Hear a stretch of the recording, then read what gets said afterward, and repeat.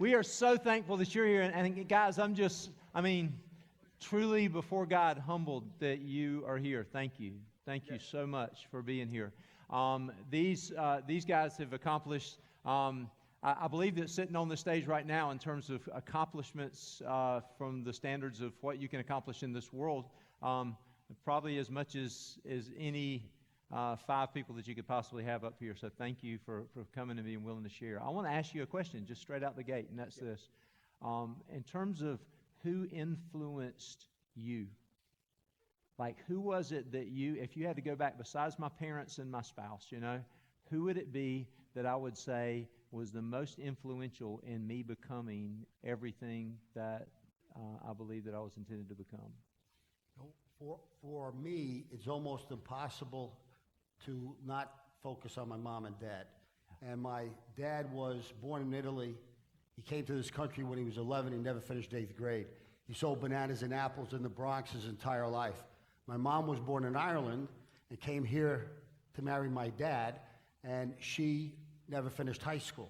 So I was the oldest of 5. We grew up in the Dykeman Street section in New York, which is a gang area. And my father, one of the things that helped keep us off the street was we were expected to work in the fruit store. And I had an opportunity. I worked for my dad from the time I was 10 to the time I was 22. And I had an opportunity to watch and observe how he kind of ran the store. Now, this was he had 3 people or so working for him. But my dad, as much as I loved my dad, he died a few years ago of Alzheimer's. My dad, the glass was always half empty for my dad. And whenever things went wrong, it was always somebody else's fault. And when he got upset, he wanted to try to figure it all out himself. And I learned, as much as I love my dad, and he was an incredibly hard worker, and he wanted to do well, and he did a good job of taking care of his family. But as much as I love my dad, I learned so much about leadership in terms of what not to do for my dad. Yeah. My mom, on the other hand, again, nobody from her family ever came over here, so she was the only person on this side of the ocean. And she lived for the 5 of us. And she was the exact opposite. Yeah. She could not, I don't ever remember my mom not having a smile on her face. She loved us unconditionally. Yeah. She went out of her way to support us. Yeah. And for each of us, she was our best friend.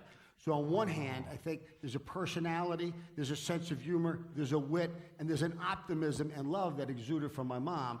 And Dad loved us, but it was a little bit the opposite of that. And I learned, frankly, the most of my life is I learned from both of those. That's awesome. Thank you. Thank you very much. Yeah. For me, it was my grandmother. And my grandmother prophesying over my life. And prophesying over my life when I didn't have the confidence. And she was speaking life into me. And that life that she was speaking into me was that you're going to be something one day. Yeah. You're going to do something great. Yeah. And I'm like, Grandma, no, I'm not. What are you talking about? Yeah. She's like, Reggie, put those affirmations down that I'm telling you. Yeah. Because I see it in you. Yeah. And you just have to do the work. Yeah. And so she just kept prophesying. And those things, it's not about me, but the beauty that I'm able to give as much as I give is the most beautiful thing. That everything that I do is all about my grandmother. Yeah. And so that living legacy within me that she gave me is what I'm trying to give to the world. So beautiful. It's such a beautiful thing. Beautiful, man. Awesome.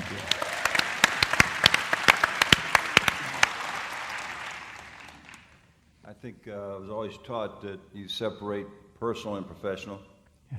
So the personal had to be my mom and dad and our family in Tampa, Florida. My dad was Sicilian, born in Sicily. My mother was born in Spain. So we lived in Tampa. We had extended families. So I grew up surrounded by a lot of affection, a lot of support. Do it right or don't do it.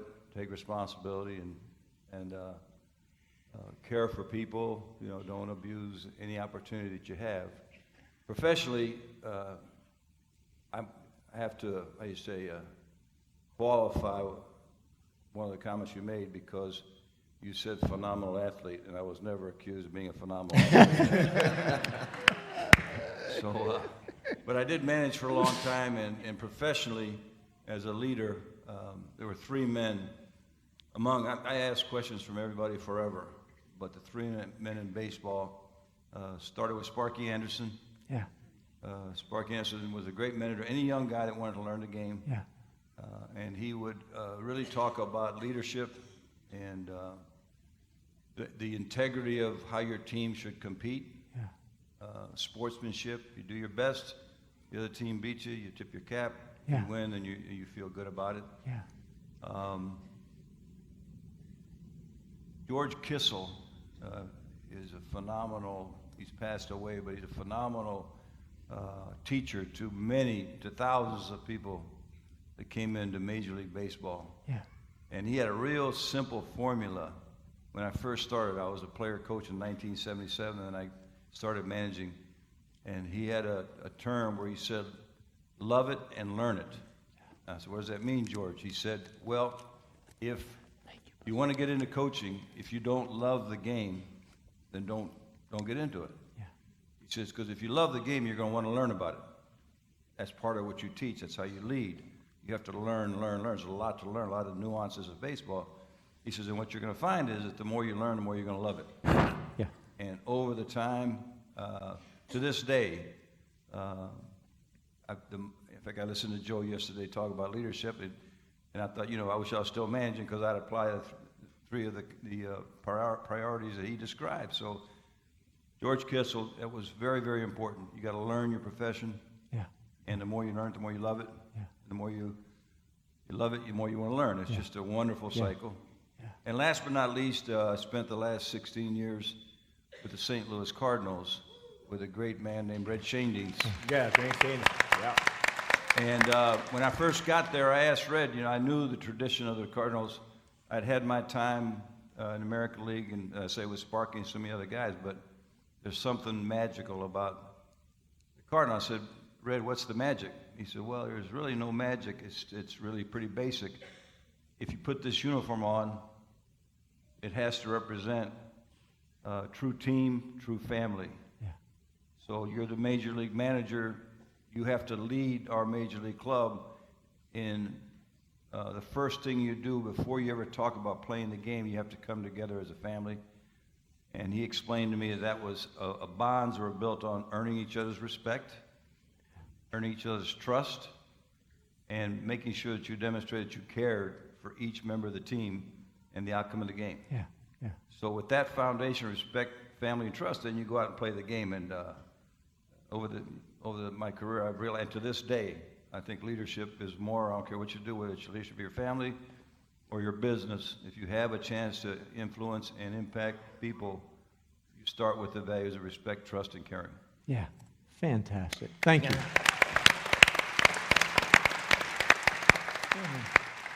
Well, for me, it's very simple. I grew up in a small town, a little southwest of here called Earhart, South Carolina. It's a farming community. And simply, my father was the greatest influence of my life, both professionally and spiritually. Yeah. My father had one rule that I lived by, and that was, it's funny, but it's very simple. It is, you can't give anything good away, because God will repay you double. Yeah. And I live by that rule today. Yeah. And it hasn't failed me. It has not failed me. We go around the country playing baseball, and we are victims of being result oriented. I mean, we celebrate victories, but he taught me to celebrate the promise of the victory. Yeah. It's there. You may not see it today, but you just do your best every day and let God handle the rest. And that's not always easy in our profession. It's not always easy. Yeah. But I found a way to accept that, and my life is very simple because of it, and I want to keep it that way. That's beautiful. Beautiful, man.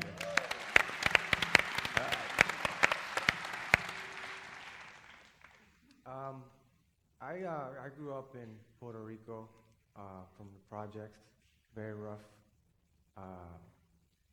upbringing, and it was very difficult. I grew up with no mom and basically no dad, and my sister is everything to me. She was sexually abused by my father, And, you know, she's been the reason why I don't go back to the drugs or, I'm not snitch, but I can't, you know. But, you know, we all have that one person that pushes us, and she's been that to me. Yeah. You know, all my career. Yeah. Multiple times, I almost left the game in personal reasons, and she's been the one who always inspire me and push me. Man, So it's beautiful. yeah. Beautiful. Thank you.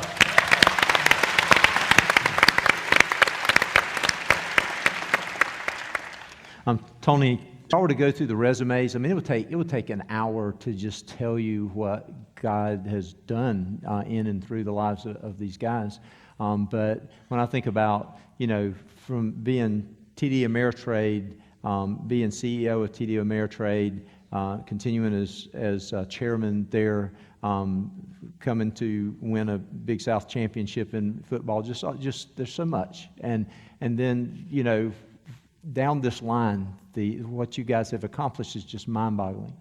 But all of it has to do with your influence on other people is what ultimately makes the difference.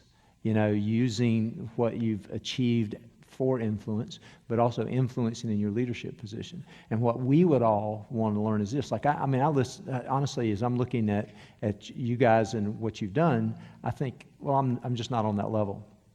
But at the same time, there's also this thing that says, I can learn something from you. And when you talked about the respect, the trust, the caring, you said there are three things that I believe are central to leadership, you know, and central to building that team. What I'd really like from you guys is if you could give us something, you could say, if you want to be an influence, if you want your influence to make the greatest difference, what are those 1, 2, possibly 3 things that you would say, this is essential to you making that influence? I've been coaching football for over 2 decades, and I've been in the business world for over 2 decades. I raised 3 boys and 3 girls. And one of the things that I have found is most of our kids tend to grow up with a sense of entitlement. Yeah. They get taken care of. They do something they're not supposed to do. They don't suffer the consequences of their actions. So from the very, very beginning, I became a father when I was 19. And from the very, very beginning, I thought, you know, what is it that we might be able to do philosophically and then put into action a guideline or a standard that has influences over, whether it be my family or people that I work with, or people that are involved with my teams, et cetera. And that was, this is written down on my very first playbook in 1971. It's more about the game. You want to work hard in the game. And by the way, you got to win. If we don't win, I'm going to get fired. But it's still a game. And I think sometimes football coaches make a big deal about football's just like life. And you get that right, everything else follows. When we recruit, we talk to our guys, we actually say, how sad is it to get the football piece right and screw up the life piece? Yeah. So the way to go about that, if you really want to separate yourself as a leader, as a girl becomes a woman, as a boy becomes a man, it's about standing on your own 2 feet, taking responsibility for yourself, treating others with dignity and respect, and you're going to live with the consequences of your actions. Now, any place I've ever been, that has been the mantra. Yeah. That's the way we raised our girls and boys. That's the way I've coached. That's what I expect from my staff. That's what I expect from my leadership teams on Wall Street. Yeah. When you think about that, any great leader, it's not about him or it's not about her. It's about his or her people, and the ability to be able to influence those is going to determine whether or not they're going to be productive. They're going to be self-fulfilled. If they're productive and self-fulfilled, the chance of you being successful is going to be far greater. Yeah. So when it comes to Coastal, I've got about 130 guys on our team. We've got another 25 guys or so on our staff. But the one unique quality, but they happen to be all male. So for us at Coastal, we're probably the only team in the nation that doesn't have any rules, but that's the one standard we have. If we recruit you, it's about this. If you're part of the team, it's about this. If you're a coach, it's about this. If you're a manager, it's about this. Stand on your own 2 feet, take responsibility for yourself, treat others with dignity and respect. You're going to live with the consequences of your actions. Be a man. And for us, that's BAM. Now, remember, that's not some macho, tough guy thing. It's just that we're only dealing with males on our campus with regard to football. So BAM is in our stadium, it's in our practice fields, on the back of our helmets, and it's in every office, it's in the locker room. And we would not, if we make a mistake on a guy when we recruit him and he's not that good a player, that's on us because we haven't done a good enough job evaluating him. But the one thing we would dismiss a guy from the team for is if he doesn't live up to BAM, if he doesn't treat other people with dignity and respect. And that, I think, has such an incredible influence in others because once you start saying it's somebody, it's the weather, it's the teacher, my mom's in a bad mood. Once you start to talk, the official made a bad call. Once you start to do that, you're not taking responsibility for yourself. You dismiss that psychologically, and that influences the people around you. But I think that would be the one true leadership concept that I've believed in all my life that I know for a fact really, really works. And the influence on others, treat people with dignity and respect as part of that, has been incredible over time. Awesome. Thank you. Thank you. Good work. I would say for me, my 3 pillars. The first one is faith, the second one is family, and the third one is service. Yeah. So the faith piece is, I think it was Kansas City. Yeah, it was Kansas City. Actually, there were many moments, but I'll just give the Kansas City one. So I signed with Kansas City. They were losing 100 games for the last 10 years. And I left St. Louis Cardinals, didn't get a contract. That was general manager. I really wanted you bad. So I had to go to Kansas City, and so I wanted that challenge, and I wanted that challenge because I felt that I could help the team in a meaningful way on all levels, and I had gotten there. Things were going amazing, and I think it was about the middle of the season. We just continued to lose games, and things wasn't happening well. And then, so I was hitting 4th in the lineup, and the pressure of that just continued to just mount. And it mounted so badly to where I just didn't want to go to the ballpark anymore. I mean, literally, I never told my wife this, but I circled the stadium like 5 times. Like, I really do not want to be here. And there was one moment where, and I think I've shared this with you. There was one moment, I was like, there was a guardrail, and I was like, why am I here? Like, why am I?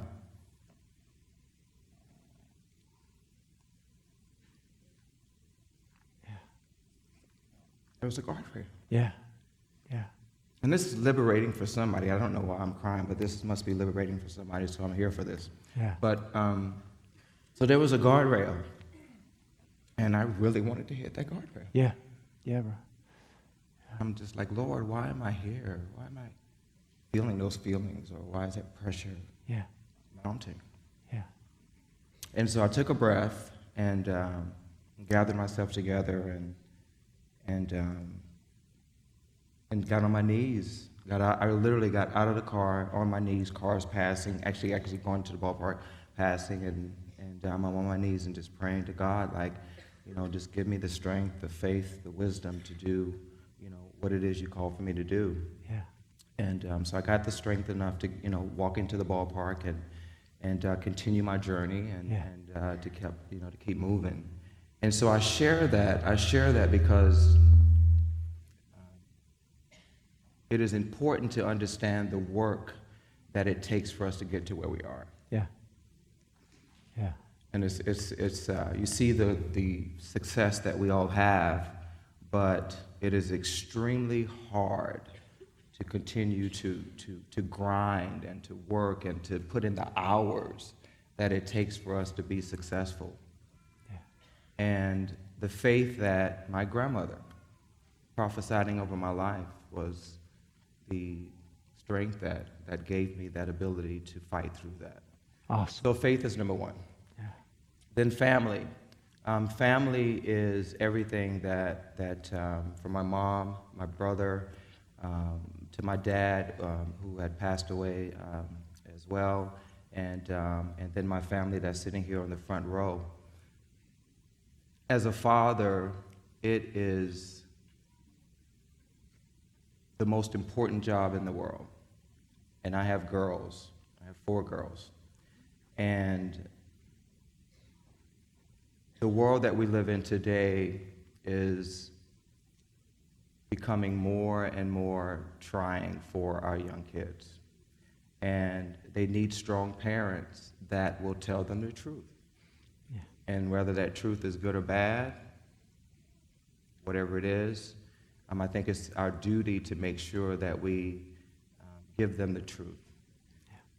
And we all make mistakes, we all do whatever, but as long as we do it in a loving way, and a way that inspires them to be who they are, and we make sure that we don't try to put our own stipulations on them. So family is everything, and I love you guys.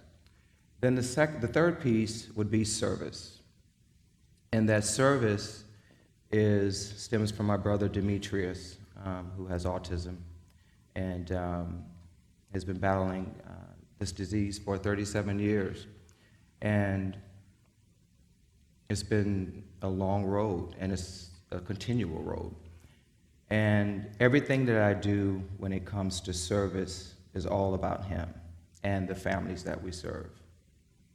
And when I came back to Myrtle Beach, I wanted to do whatever I could do for this community because I'm from Florence, and I love this community. We're in this community, and what we have been able to create in the amount of time that I've been here has been absolutely amazing. It's been absolutely godsend. And the work that you guys have really joined us in on has been overwhelming.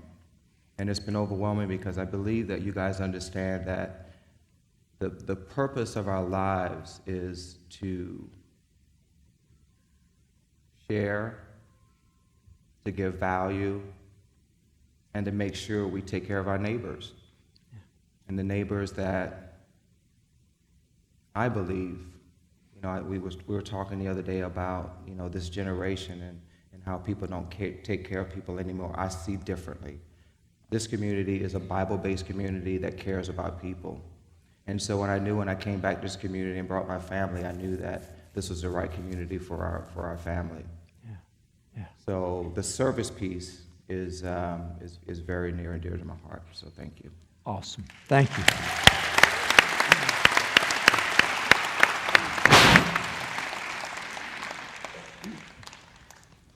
Well, you keep learning. I can remember the year that Reggie was gone. I had the spring training meeting, and I said, Reggie, and he wasn't there. I said, where did Reggie go? He said, he went to Kansas City. I said, why? I thought he was going to be in the club. I wanted him there. No, it's cruel business, but seriously, and he mentioned it, the way young people, in fact, Joe did the same thing, the way young people have come into their lives. It's been a while now. Times have really changed. It's like good news, bad news. Good news is there's wonderful machines and access to information. Bad news is it's gotten very, very cold and distant. There's a lot of entitlements, lack of accountability, all that stuff. So my point is that values have been distorted. I can remember my dad always told me, he said, the more confused you get, the simpler you keep it. And the simple thing is that values are at the basis of our lives, whether it's personal or professional. Yeah. And you don't give in to the realities of the modern world. Yeah. Where families are diminished, and Yeah. it's all about what can you do for me. Yeah. It's, me. In baseball, I need my innings, I need my at-bats because I want to make some money, and you're playing for a team. So I think the most important point that I would mention today is that leadership is more important than ever. Yeah. It is critical, whether you're the leader of your family, a leader in the community, leader of in the business world. It's not something that's getting taken care of some other place. In fact, years ago, when life was simpler, whoever was the boss had instant respect. And you grew up with a lot of, I'm going to do the right thing, and because that's how you were raised, you didn't think about yourself as much. So if the boss said, hey, go out that door, yes, sir. And if you didn't, you knew you were going to be in trouble, maybe not survive. Well, nowadays, you have to, however you lead, and you tell them what, it's that door, you better explain why choosing a door is important. And so one of the essences of leadership is make sure you clearly spell out what it is that you're wanting to do, why it's important, and then you got to give them the most important why. You got to give them how to do it. Yeah. And so that's, Yeah. if you got a baseball team, which is, I was in kind of that cocoon for a lot of years, and my family, my life was a family, and both families. What you wanted to do was you wanted to create that family culture. Yeah. So how do you do that? It's a very difficult way to lead because it's very time consuming. You just can't send out an email or post a memo. Yeah. You have to establish the key word, which is relationship. Oh. You have to establish a relationship with your people, with Yeah. the people that you are with. Yeah. And what do? I want to show them that I'm working on their respect, that they can trust me, and that I care for them. Yeah. So it's relationship based, and here's the key. The only way you do that is to personalize your style of leadership. You can't do it from afar. You have to go as often as you can and connect with each and every person so that you build that relationship. And from that, everything happens. So just a quick example, when we had a team, if there was a player, for example, that had a real strong family connection personally, then all we were concerned about was make sure he translates into the team family concept. But a lot of times you run into guys who had a lot of issues personally. So in part of your leadership style as the coaching staff and the organization, the manager, we let them know that, I care about you personally. If there's anything that I can do or we can do to help you as a person, not just a professional. Yeah. And sometimes, I've had guys that told me, my dad is really hard on me. He never ever says that I do something nice. You're more a father to me than my dad is. And you think, hey, I'll be that, but that's not really the way it's supposed to be. Yeah. So I guess my point is personalization, relationship building is the key to leadership. Yeah. And the PS to that is don't ever ask somebody to do something that you're not willing to do yourself. Yeah. Yeah. You start by personalizing your own commitment. I'll tell you a very corny truth. I managed 5,000 games. There wasn't one game that I didn't start out before I left the office. I look in the mirror and I said, when the game is over, I do not want to be embarrassed to look at the face in that mirror. Wow.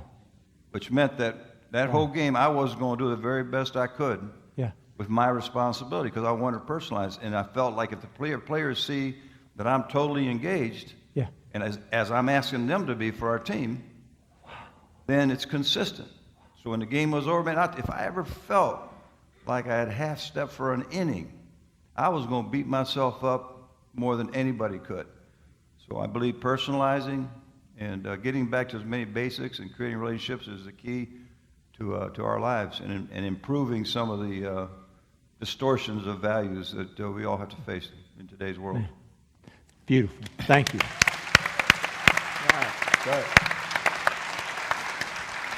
Well, for me, it's my life was a little more complicated.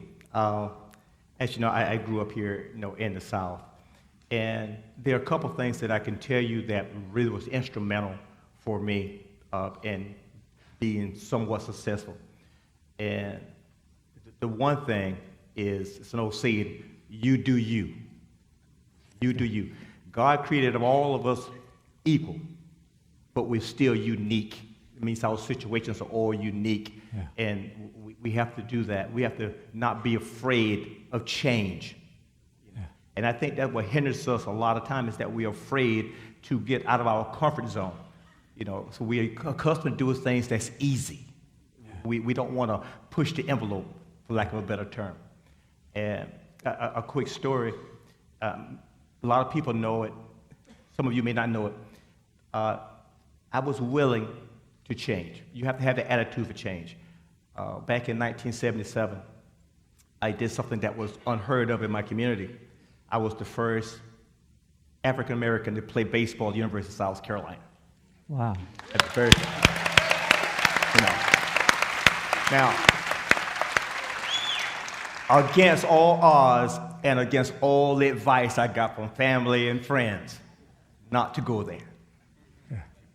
For some reason, I decided to go to the University of South Carolina. Yeah.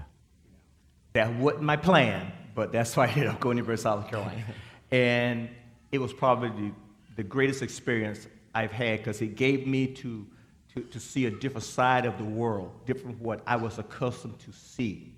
And so for that, I say you can't be afraid to do something that is not comfortable. You have to be discomfort.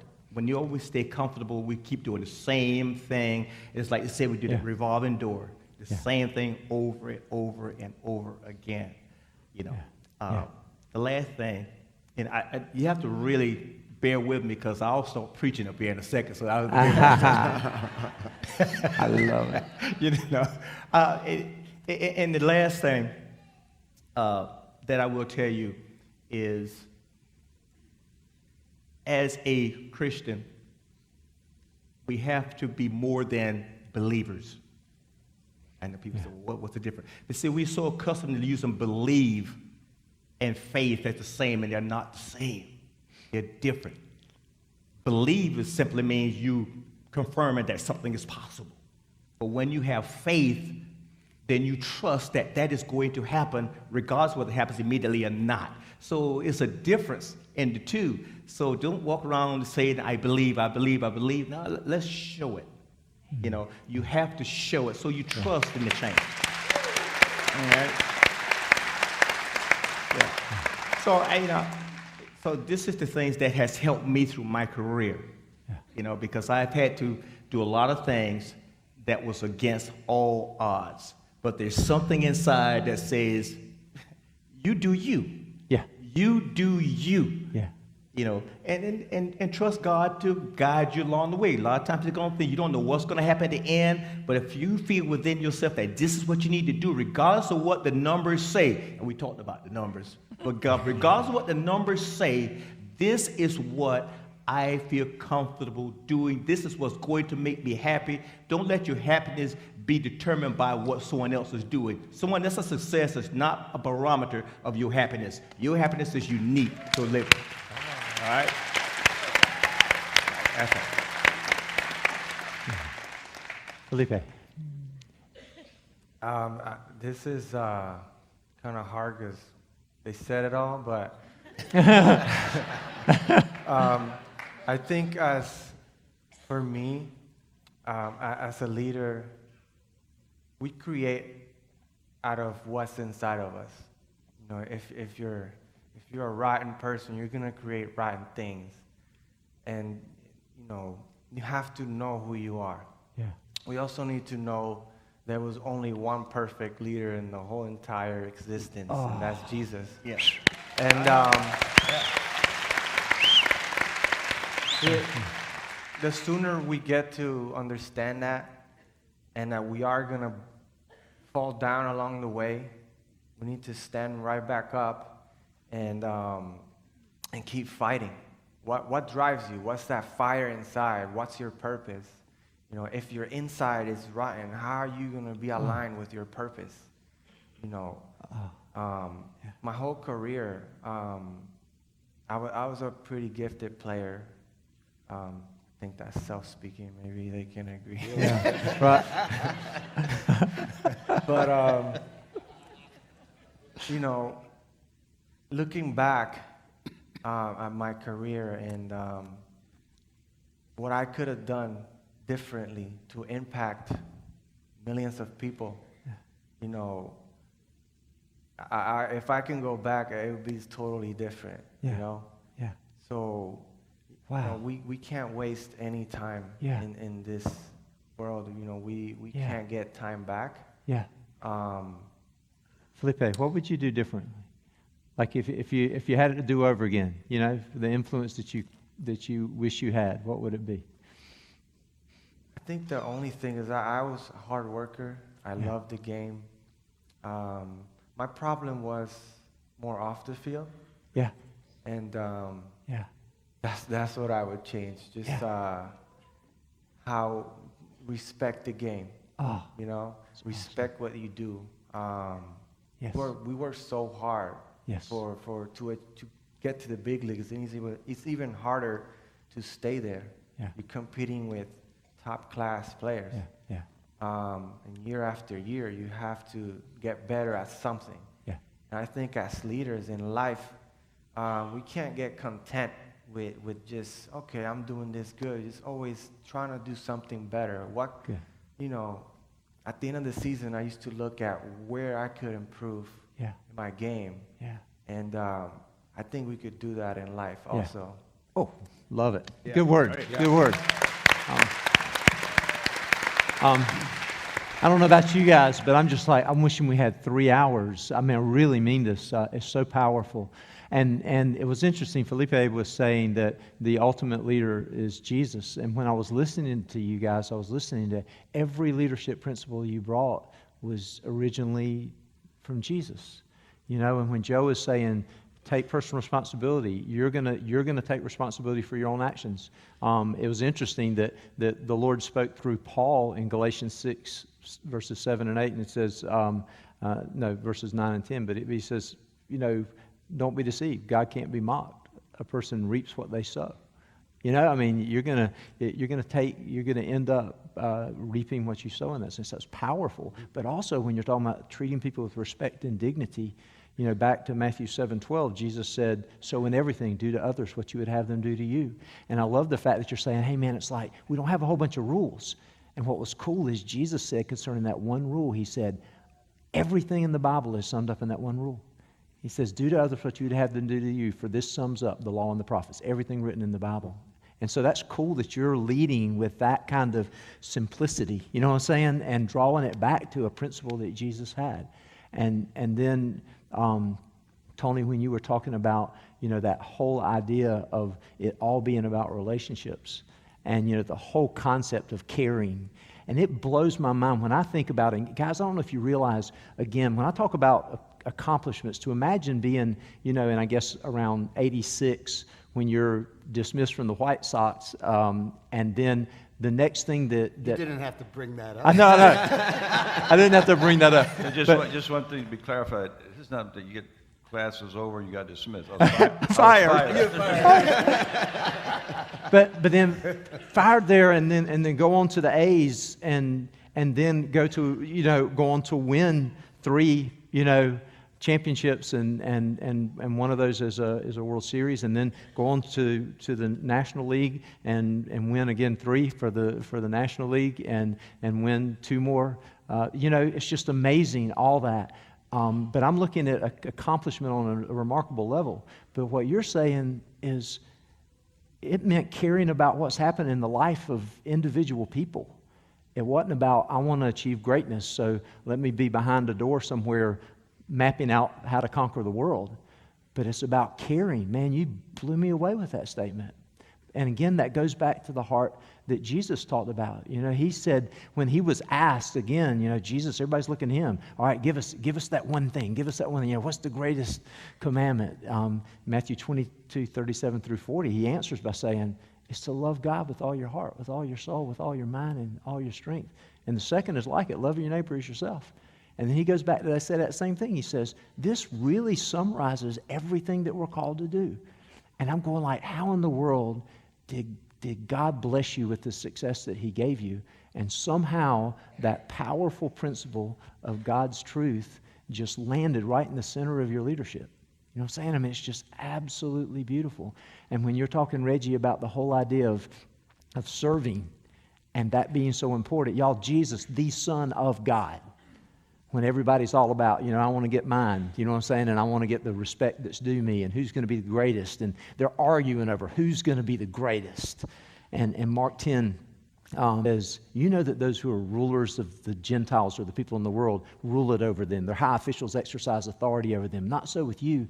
Instead, whoever wants to become great among you must be your servant. And whoever wants to be first must be slave of all. I'm going like, you look at what you consider greatness, and Jesus is saying greatness goes back to serving. And I'm looking at Luke, man, Luke, I've never recognized ever a politician in our church, and we've had lots. But Luke Rankin's here, and I was thinking about, give a hand for that. But y'all, I was looking at Luke, and this is why I knew Luke when we were in high school. And the one thing about this man is he cared about people. I mean, how do you become a senator, you know? Reality is Luke cared about people. And he still cares about people. And you can just meet him and look in his eyes and see he cares about people. Anyway, I'm just kind of blown away by this because it's so much of what comes back to what Jesus has called us to do. And so I'm going to do one thing. We only got 5 minutes, so it's only going to be literally 1 minute apiece. I just want to ask you this one question. What did I wish I'd done different? What's the one thing I learned that I changed? You know what I'm saying? I mean, what's my one thing that I would go back and do it differently if I could do it differently, or one thing that I learned that kind of made a difference? And let's just pop it off. Whoever's first, whoever knows what your one thing is. Start? Yes. When I started managing as a member of a bad player and I had a chance to stay in the major leagues as a manager, the biggest mistake I made for the first 10 or 12 years was that I got so totally consumed with the love of baseball and trying to survive as a manager that I took way too much time away from my responsibilities as a parent and a husband. And go to the park early, stay late. When you're home, you're thinking about, and I have tremendous regrets. They have forgiven me. We have Elaine and I have 2 daughters, but I've never forgiven myself because if you put things in priority, and I'm talking about family, it's your family and your baseball family, and the two, your family, your blood family is much more important. So, you know, that is a regret that I've tried to correct over time. Oh. I mentioned to Reggie, I want to mention this if I take an extra minute. Please. Because You're taking Reggie's minute, just so you know. That's good, man. I like that.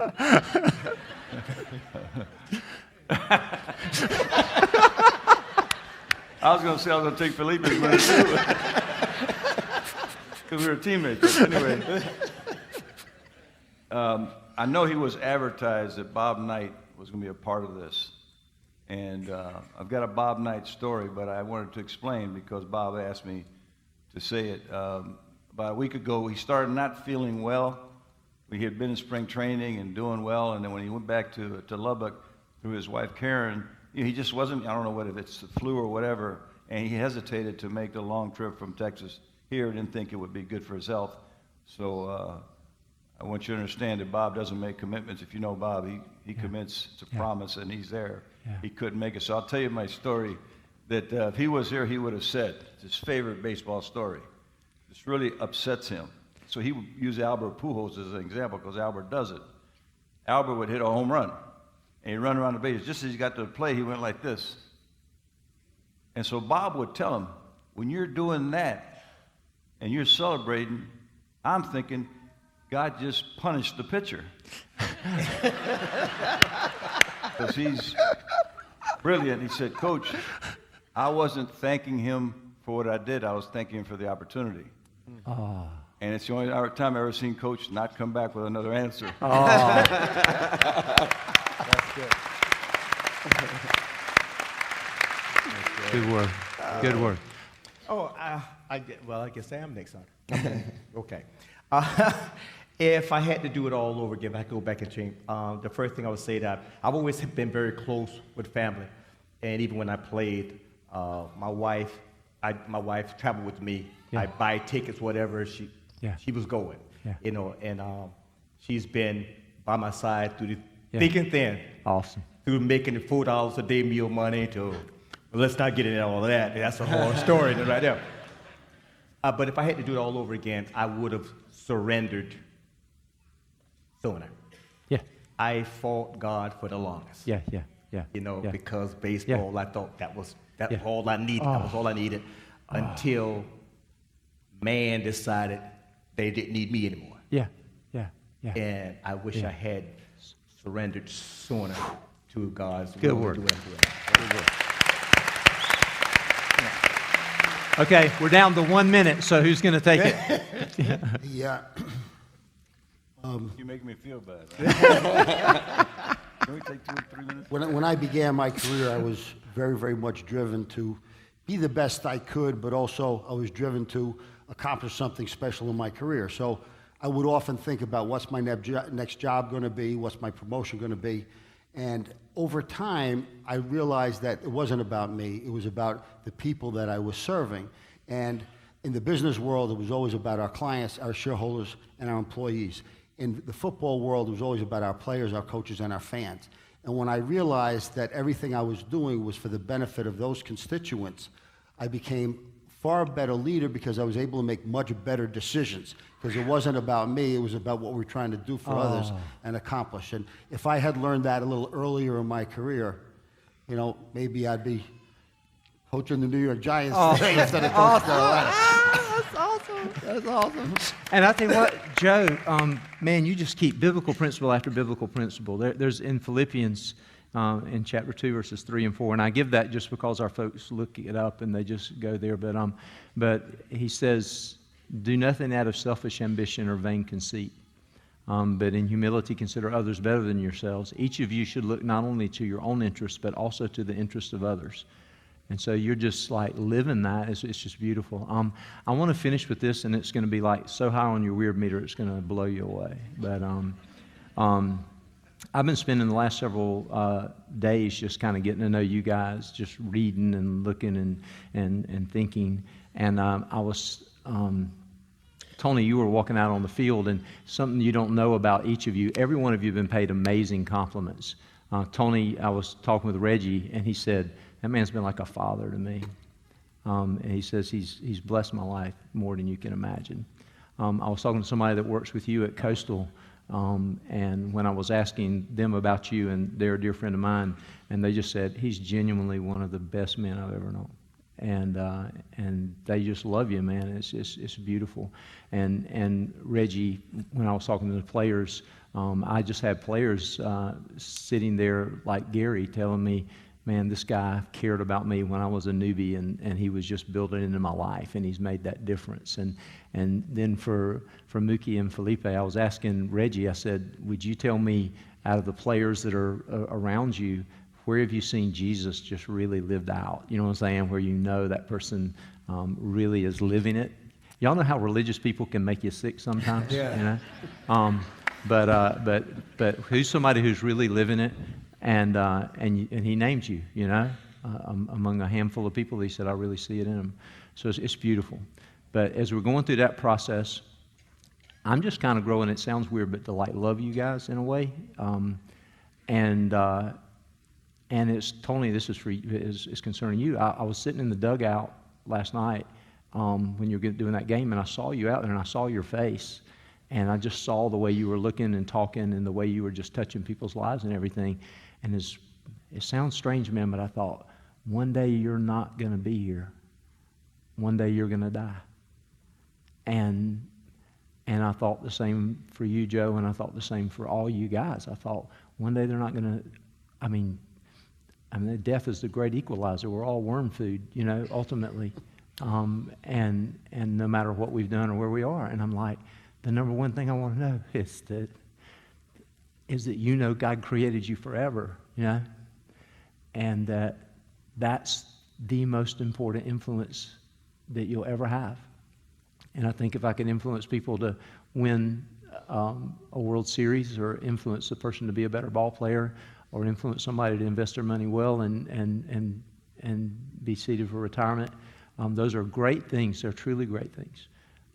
But the greatest influence that you'll ever exercise is to influence somebody toward a relationship with a God that gave him, you know, that gave him life. You know, they'll have so much influence that you would see that as the most important influence that you ever exercise. And so, can we give these guys a hand as they make their way down? Thank you.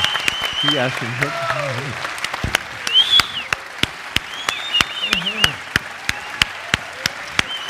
If y'all don't mind, y'all can just sit down here out front.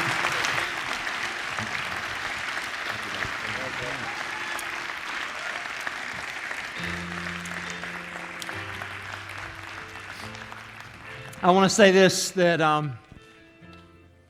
when Tony was talking, I said he was taking Reggie's time. Tony, it's worse, man. You were taking God's time.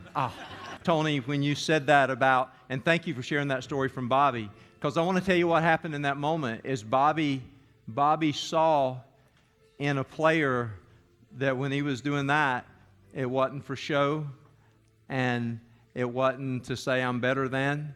It was to say, I've got a God to whom I owe everything. Greatness here. And I want to talk to you about greatness. Just listen to this. It's an introduction. It wasn't done by me. It's something that has been shared over and over and over again. And it started with one pastor who just had this awareness.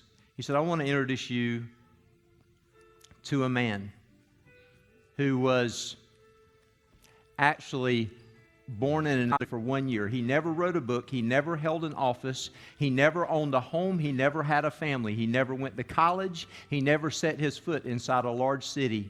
He never traveled 200 miles from the town where he was born. He did this in his life. He had no credentials but himself.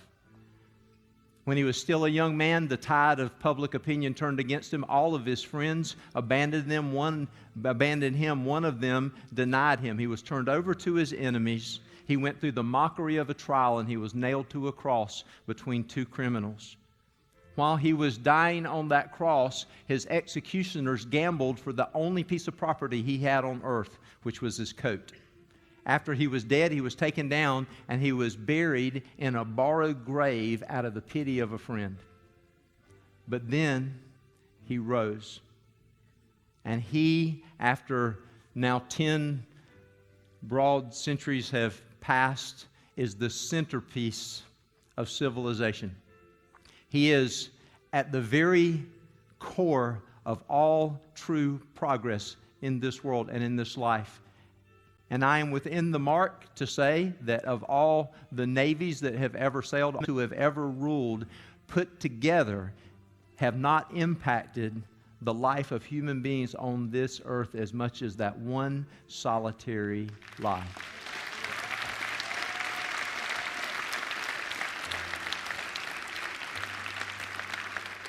And guys, if you don't know him, he's the one who spoke this 14 billion light year universe into existence. He's the one who knit you together in your mama's womb, and he can keep you going beyond your last breath. And we're going to spend the next 15 minutes just giving him what he deserves.